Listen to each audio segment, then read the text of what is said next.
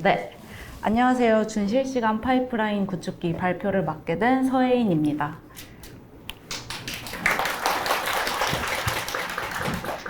네, 저는 데이터 엔지니어링 셀에서 소프트웨어 엔지니어로 근무를 하고 있고요. 저는 주로 데이터 파이프라인과 다양한 데이터 서비스들을 구축하고 운영하는 업무를 하고 있습니다. 시작하기에 앞서서 오늘은 기술적인 이야기보다는 이 파이프라인이 왜 필요했고 그리고 어떤 고민을 했는지 설계하는 과정에 대해서 이야기를 해보려고 해요. 오늘 여기에 분석가분들, 엔지니어분들 되게 다양하게 오신 걸로 알고 있는데 오늘은 모두가 이해하기 쉽게 설명을 하도록 준비해 보았습니다. 오늘은 데이터 플랫폼 그룹은 이런 방식으로 일을 하는구나 하는 관점에서 들어봐 주시면 좋을 것 같아요. 기술적인 부분에 대해서는 저희의 기술 블로그를 한번 방문 부탁드립니다. 오늘 세션과 같은 내용인데요. 조금 더 기술적인 면들을 풀어서 쓴 글이에요. 그러면 오늘 세션을 시작해 보도록 하겠습니다. 혹시 이 게임 아시나요? 쿠키런 모험의 탑? 네, 몇몇 분들이 고개 끄덕이면서 대답해 주셨는데요. 이 게임은 작년에 런칭한 쿠키런 모험의 탑이라는 게임이에요. 그리고 저희는 게임을 런칭할 때마다 런칭 대시보드라는 걸 함께 만들고 있습니다. 사실 런칭한 직후에는 되게 다양한 의사결정을 해야 하는데요. 그때 데이터를 기반으로 조금 더 나은 의사결정을 할 수 있도록 저희가 제공하고 있어요. 그리고 준실시간 파이프라인 프로젝트는 이 런칭 대시보드를 조금 더 잘 제공하기 위해서 시작된 프로젝트입니다. 혹시 여러분들이 게임 운영팀 혹은 게임 기획팀이면 런칭하는 시점에 어떤 데이터를 보고 싶으세요? 혹시 몇 분 대답해 주실 수 있을까요? 여기 분석가분들이 많이 오신 걸로 알고 있는데요. 에러요? 그쵸. 어떤 에러가 발생하는지. 네, 또 실시간 접속자 수 맞습니다. 이거 말씀해 주신 것처럼 저희는 되게 다양한 지표가 필요하고 또 궁금해요. 이건 저희가 런칭 대시보드에 이제 주로 제공하고 있는 주요 지표들을 몇 개 가져와 봤는데요. 말씀해 주신 것처럼 저희는 동시 접속자 수도 궁금하고요. 그리고 어떤 나라에서 유저들이 많이 들어오고 있는지, 그리고 지금까지 얼마나 매출이 나왔는지, 혹은 효자 상품이 어떤 건지, 그리고 아까 말씀해 주신 것처럼 유저들이 잘 플레이하고 있는지, 튜토리얼을 하고 이탈하고 있지는 않은지, 혹은 게임 한두 판 하고 이제 나가지는 않는지, 이런 정보들이 필요합니다. 그러면 저희 데브시스터즈 사실 여러 게임들을 런칭해 왔는데요. 이런 지표 여태 안 보고 있었나요? 하실 수도 있어요. 보고 있었는데 여러 가지 제약점이 있었습니다. 이거는 앞에서 규탁님이 설명해 주신 저희 로그 파이프라인인데요. 여기를 보면 DB를 바라보는 시간별로 돌아가는 배치도 있고요. 카프카에서 로그를 직접 읽어서 일별로 돌아가는 배치도 있어요. 이렇게 배치로 지표를 뽑기도 하고요. 그리고 로그를 실시간으로 볼 수 있는 엘라스틱 서치도 사용하고 있는데요. 런칭 대시보드는 이 엘라스틱 서치를 이용해서 키바나 대시보드로 서비스되고 있었습니다. 그러면 이미 사실 실시간 대시보드 제공하고 있었던 거 아닌가요? 하실 텐데요. 이 구조에서 운영상의 어려움이 많았어요. 첫 번째는 정확도가 문제였습니다. 키바나 대시보드를 사용하다 보니까 스태틱한 정보랑 조인을 하기가 어려웠어요. 예를 들면 로그에는 상품의 ID 값이 남습니다. 그러면 이 ID 값을 가지고 이제 이름이랑 매칭할 수 있는 메타 정보를 저희가 따로 저장하고 있는데요. 이 메타 정보를 쓸 수 없다 보니까 대시보드에 ID 값을 그대로 사용하고 있었던 거죠. 이러면 누가 대시보드를 보느냐에 따라서 이해도의 차이점이 생겨요.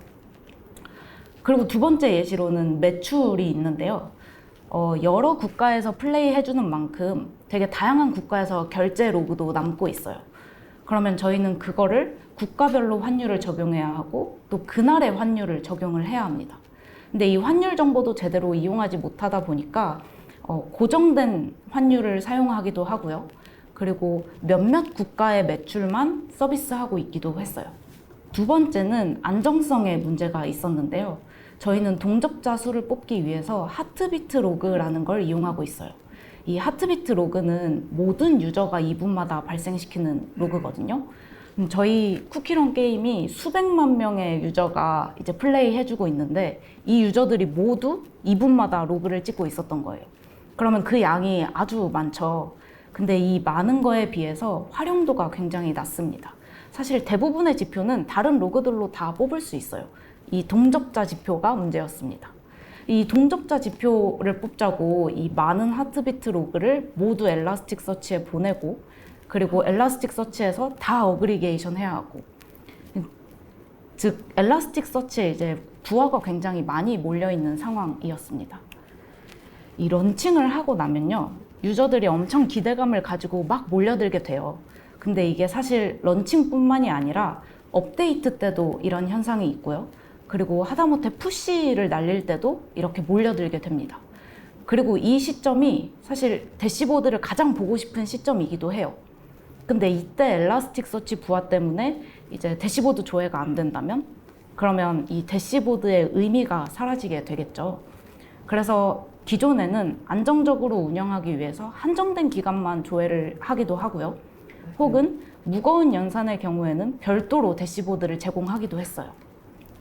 이 별도로 대시보드를 제공하게 되면 유저 입장에서 이 대시보드를 바라보는 유저 입장에서 여러 대시보드를 왔다 갔다 하면서 이제 지표들을 봐야 합니다. 그런 불편함이 있었어요. 그래서 저희는 그냥 새로운 파이프라인을 만들어 보기로 했습니다. 이 새로운 파이프라인은 당연히 안정적이어야 되고요. 유연해야 되고 데이터 파이프라인인 만큼 정확도도 높아야 될 거고요.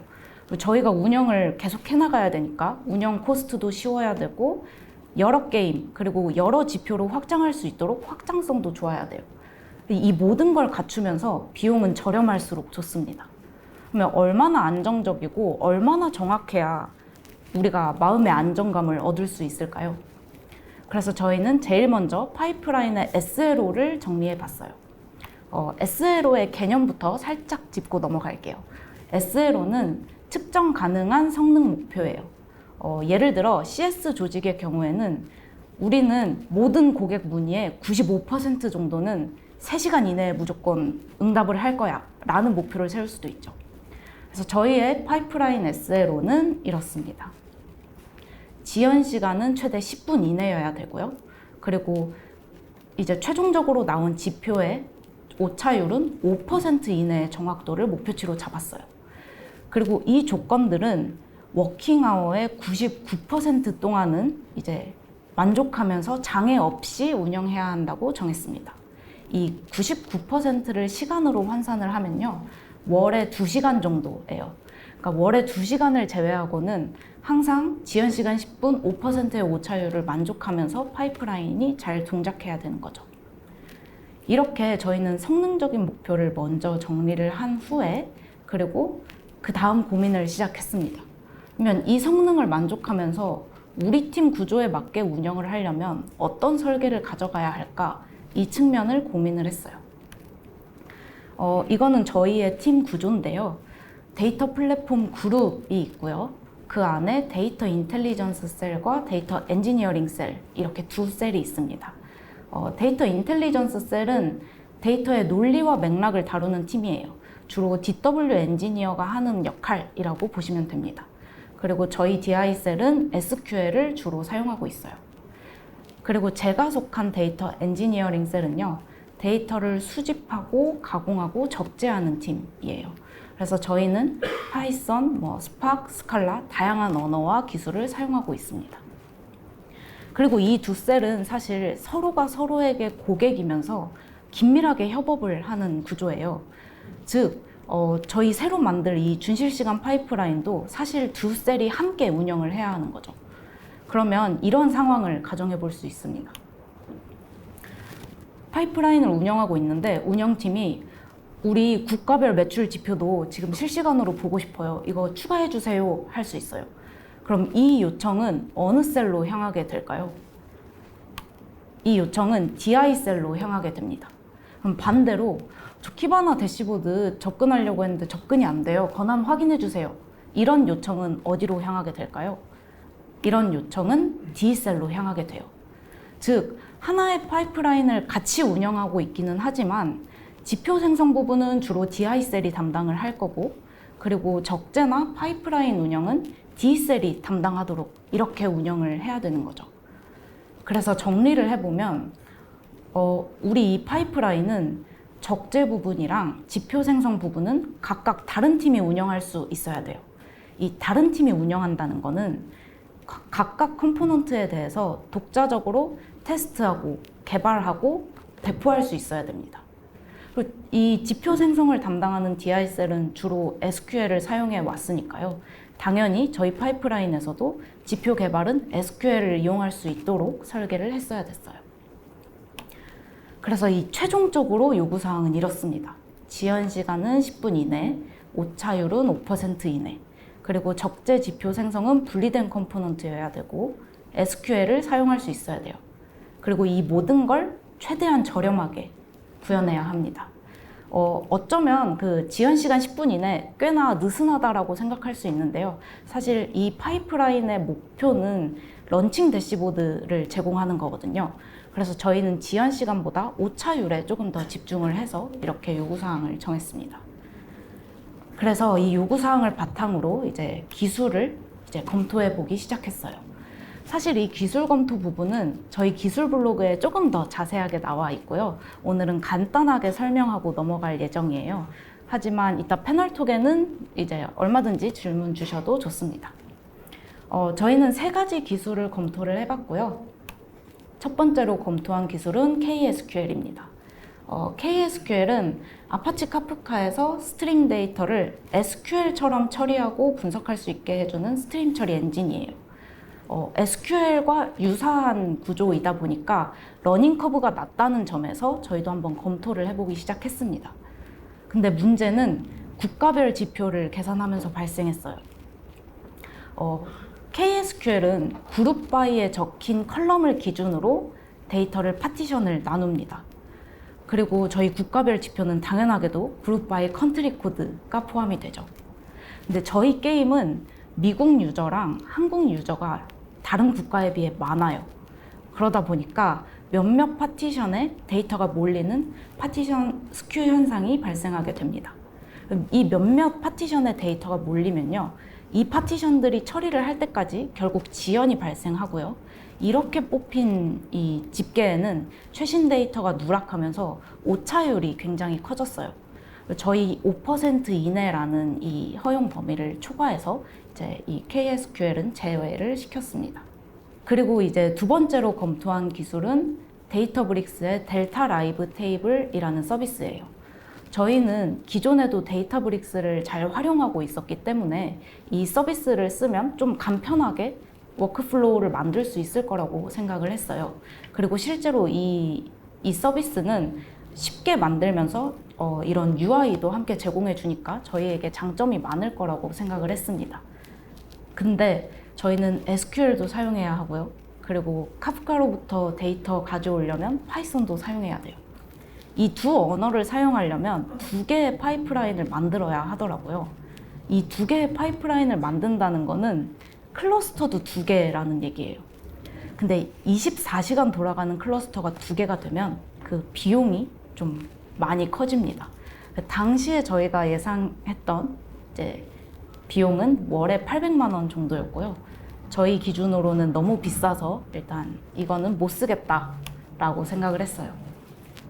그래서 저희는 최종적으로 그냥 스팍 스트리밍을 데이터브릭스 클러스터에서 직접 운영하자 이렇게 결론을 내렸고요. 그렇게 나온 최종 파이프라인 구조는 이렇습니다. 이제 모듈별로 하나하나 설명을 해볼게요. 첫 번째 모듈은 카프카에서 실버 테이블로 적재하는 모듈이에요. 이 실버 테이블이라는 개념은 메달리안 아키텍처의 개념이고요. 이 원장 로그를 1차적으로 가공해서 적재하는 중간 테이블이라고 보시면 됩니다. 이 카프카에서 이제 실버 데이터로 저장하는 모듈에서는 스팍 스트리밍을 통해서 카프카에서 토픽을 읽고요. 그리고 데이터브릭스 테이블로 실버 테이블을 저장합니다. 이때 아까 말씀드린 이 하트비트 로그는 기존과 별도의 토픽으로 분리를 했어요. 그래서 덕분에 일별 배치나 혹은 엘라스틱 서치에 더 이상 흘러 들어가지 않았고, 또 실버 데이터도 사실 그 양이 이제 하트비트 로그가 여기 포함되니까 굉장히 많거든요. 그래서 2주치만 저장하기로 해서 이 최종적인 비용을 절약할 수 있었습니다. 그리고 두 번째 모듈은 지표 생성 모듈입니다. 골드 테이블도 마찬가지로 메달리언 아키텍처의 개념이고요. 여기서는 최종 지표 테이블이라고 보시면 됩니다. 이 모듈은 기존의 배치 작업과 동일한 분석 인프라를 재활용했어요. 그래서 에어플로우랑 데이터브릭스를 사용하고 있습니다. 이 기존 분석 인프라랑 사실상 동일한 게 사용하다 보니까 이 DI셀 입장에서 테스트 환경, 개발 환경, 배포 환경이 모두 익숙했기 때문에 이 개발 코스트가 많이 줄어들었습니다. 그리고 이 쿼리를 수정하다 보면 재적재를 해야 될 때가 있는데요. 에어플로우를 사용하다 보니까 이런 재적재도 굉장히 용이했어요. 이 마지막 모듈은 생성된 지표를 대시보드로 보내주는 모듈입니다. 기존 런칭 대시보드랑 동일하게 키바나 대시보드를 사용했어요. 이미 고객들한테 가장 익숙한 대시보드이기도 했고요. 그리고 실시간인 만큼 리프레시가 잘 되는 대시보드이기도 했어요.